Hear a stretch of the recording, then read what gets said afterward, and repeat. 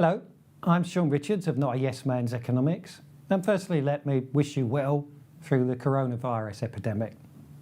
Moving on to economics, my home sphere, there's quite a lot going on, as you can imagine.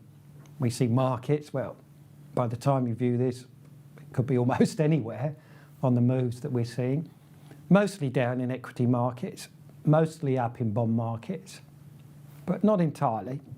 And it's the latter that sort of is a part of what I want to discuss today.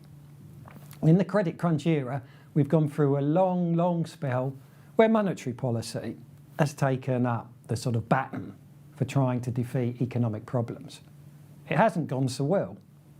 It's been deployed on a far larger scale than people thought, and that's even before we get to the recent, what have we had, 2 emergency announcements from the US Federal Reserve in the last fortnight.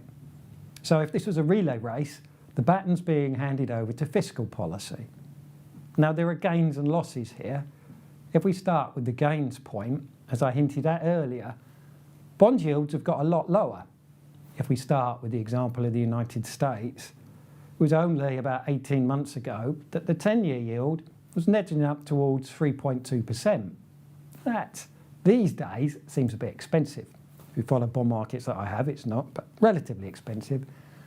Whereas it's now below 1%, more like 0.8%. So that's changed the picture quite a lot. When you play the numbers out and look into the future of extra spending now, you see that compounding it at 0.8% rather than 3.2 makes an enormous difference over time. So that's one of the reasons why fiscal policy has come back into vogue. That's been added to with the impact of the coronavirus, because as we look around, we see so many areas that need help. Let me give you a couple of examples where people and businesses could be helped. The first is those that their income's either been chopped a lot or they've lost all of it through no fault of their own. There'll be various lists there, from the self-employed, smaller businesses, those that work in the airline industry, and I'm sure things like hotels, catering, restaurants will be along, so the leisure industry.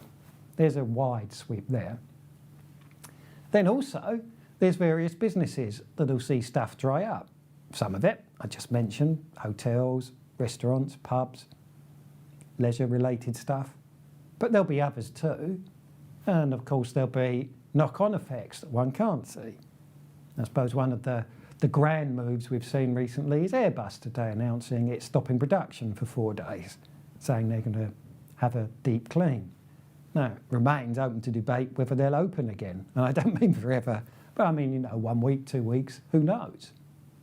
So there's going to be a lot of dislocation, and this now brings us over to the issue of fiscal policy, where, for example, France has announced yesterday something just under about 2% of its annual economic output of GDP.